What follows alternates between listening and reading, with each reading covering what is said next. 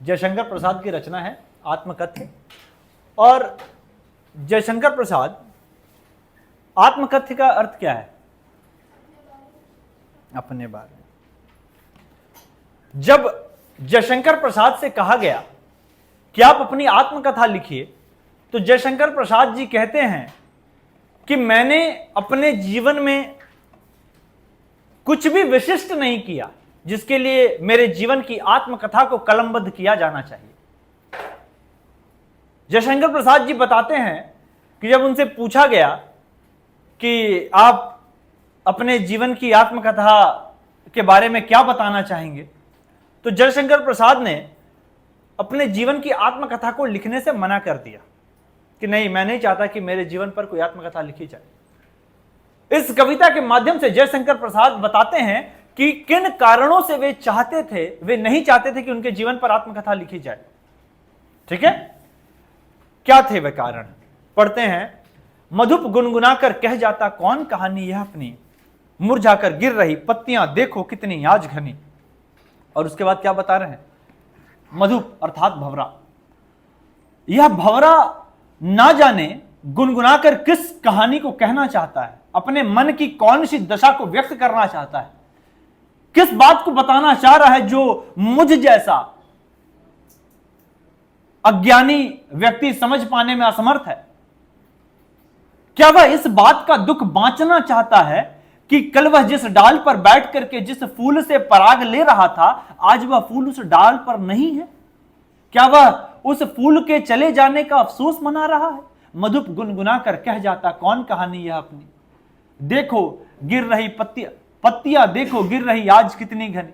और उसके बाद है कि इस गंभीर अनंत नीलिमा में असंख्य जीवन इतिहास। इस गंभीर, इस गहरे अनंत वातावरण में, इस गंभीर बादल में असंख्य जीवन इतिहास, एक दो नहीं है, असंख्य है। कितने जीवन इतिहास है? और आप चाहते हैं कि मैं अपने जीवन के इतिहास के बारे में लिखूं? मेरा जीवन इतिहास इन्हीं असंख्य जीवन इतिहासों के बीच में कहीं धूमिल हो जाएगा, कहीं खो जाएगा। क्यों लिखूं मैं? कहते हैं कि इस गंभीर अनंत नीलिमा में असंख्य जीवन इतिहास यह लोग करते ही रहते हैं अपना व्यंग मलिन उपहास। और जिनको लगता है कि उन्होंने जीवन में कुछ विशिष्ट किया है, वे इस धरती पर सिर्फ और सिर्फ अपना एक तरह से मलिन उपहास कराने के लिए है। मलिन यानी गंदा, उपहास यानी बेइज्जती। आप सिर्फ और सिर्फ इस धरती पर विशिष्ट बनकर एक हास्य का विषय बनते हैं। आपको पता होना चाहिए कि आप विशिष्ट नहीं हैं, आप भी बाकी सारे जनमानस की तरह ही हैं। आपने जीवन में कुछ भी दुर्लभ नहीं पाया, आपने वो पाया जो आपके हिस्से की भूख ने लिया है, जो आपके हिस्से का भूख का अधिकार था। आप आज जो ढो रहे हैं वह आपके उत्तराधिकार का अंश है, वह ईश्वर के भाग्य की रचना है जो उन्होंने आपके भाग्य में लिख दिया। कौन बता रहा है? लेखक जयशंकर प्रसाद। कि इस गंभीर अनंत नीलिमा में असंख्य जीवन इतिहास यह लोग करते ही रहते हैं अपना व्यंग मलिन उपहास। तुम भी कहते हो कि कह डालूं दुर्बलता मैं अपनी बीती, तुम भी कहते हो कि कह दूं दुर्बलता में अपनी बीती। जयशंकर प्रसाद जी कह रहे हैं कि तुम भी चाहते हो कि मैं अपनी दुर्बलता तुम्हें बता दूं, ताकि बाद में तुम मेरी दुर्बलता को सुनकर सिर्फ मेरा उपहास बना सकूं। यदि आपको लगता है कि आपका कोई सच्चा मित्र है और वह आपके दुख को सुनकर के आपके दुख का साथी बनेगा, तो आप गलत हैं। वह आपके दुख को सुनकर आपके दुख की प्रवंचना करेगा, आपके दुख के बारे में इधर उधर बैठेगा तो डिस्कशन करेगा। अरे पता है इसे करके फंसा है, बहुत तेज बनता था, चुगली करेगा। Every best friend has a best friend. और इसीलिए यह कहा गया है कि बातें 1 से 2 हो जाती हैं, लेकिन 2 से 3 नहीं होनी चाहिए, क्योंकि यदि 2 से 3 हो गई तो फिर 3 से 4, 4 से 5, 5 से 6 बढ़ती चली जाएंगी। ठीक है?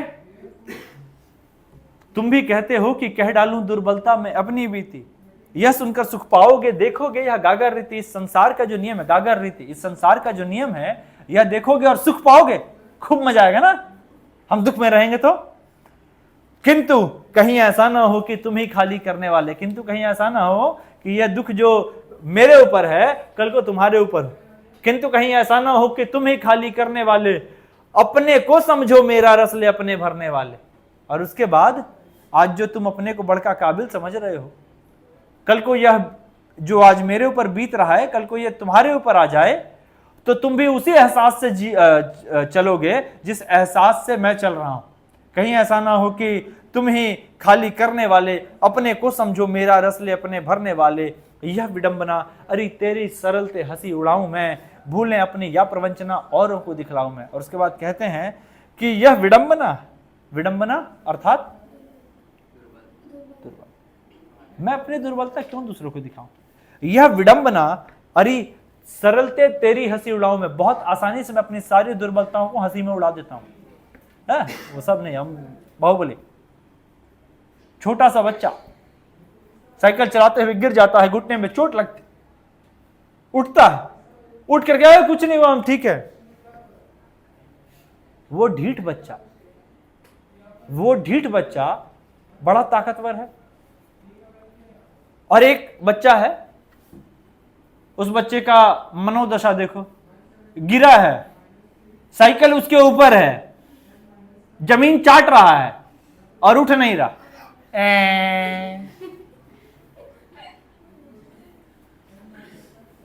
उठ जाओ, ये हाल है। और कितना बार ऐसा होगा ना कि जब उसको उठा करके झाड़ोगे हाथ पैर तो कहीं चोट नहीं लगा है।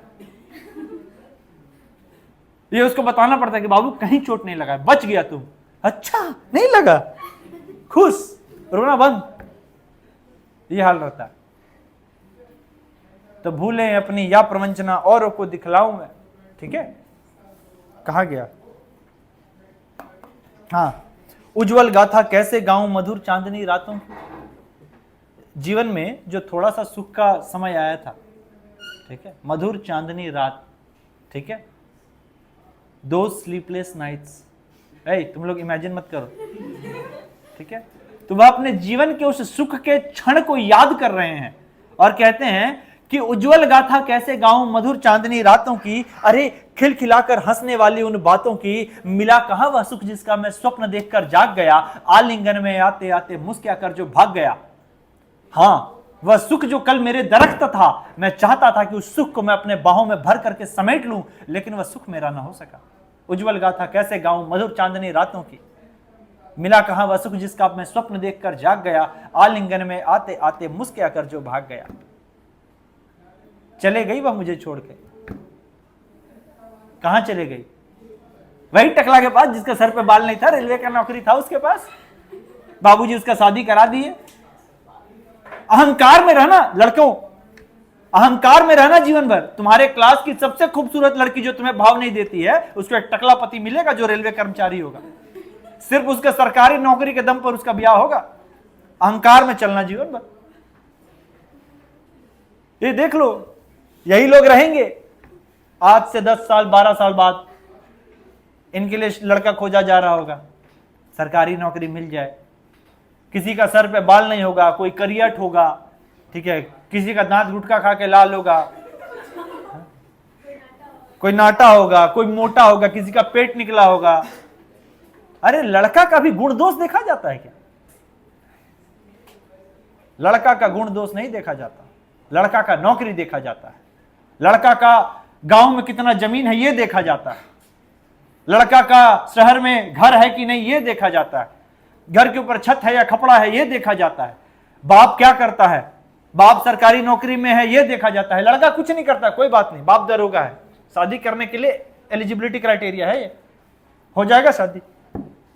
अब बोलिएगा अरे अब ऐसा नहीं होता है, जमाना बदल चुका है। कौन बोला? कौन बोला? बिल्कुल जमाना नहीं बदला, आज भी जमाना वही है जो आज से 20 साल 50 साल पहले था, और आगे भी जमाना यही रहेगा। बस ये है कि हमने और आपने कुछ चीजों को देख करके आंख बंद कर लिया है कि नहीं? लड़का एक अनपढ़ और अशिक्षित लड़की को अपने घर लाने को तैयार हो जाएगा, लेकिन एक लड़की से कह दीजिए अरे लड़का कुछ नहीं पढ़ा लिखा है, क्या बात करते हो, जाहिल लड़का से शादी करेंगे। हाँ, हर परिवार का ढांचा है।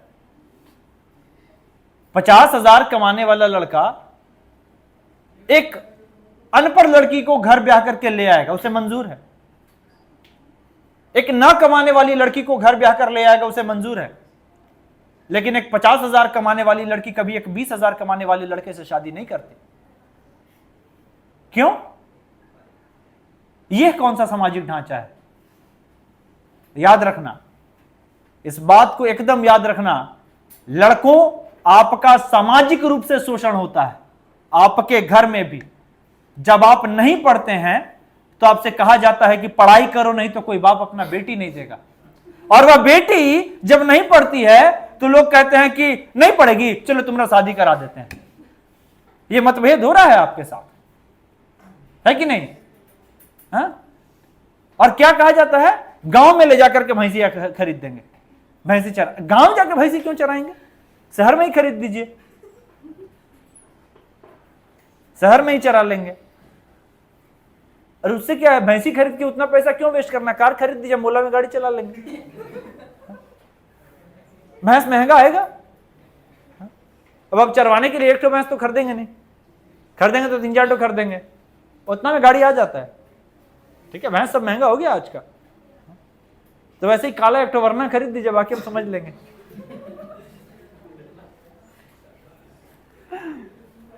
चलिए, तो आलिंगन में आते आते मुस्कुराकर जो भाग गया, जिसके अरुण कपोलों की मतवाली सुंदर छाया में, जिसके अरुण अर्थात लाल, ठीक है, जिसके अरुण कपोलों की मतवाली सुंदर छाया में अनुरागिनी उषा लेती थी निज सुहाग मधुमाया में। जिन फूलों की पंखुड़ियों के ऊपर बैठ करके मैं निज सुहाग यानी वो रसपान करता था। भंवरा बता रहा है कि जिसके अरुण कपोलों की मतवाली सुंदर छाया में, वह वृक्ष जिसकी मतवाली सुंदर छाया में मैं बैठा रहता था। निज सुहाग नहीं, कहां गया? ठीक है,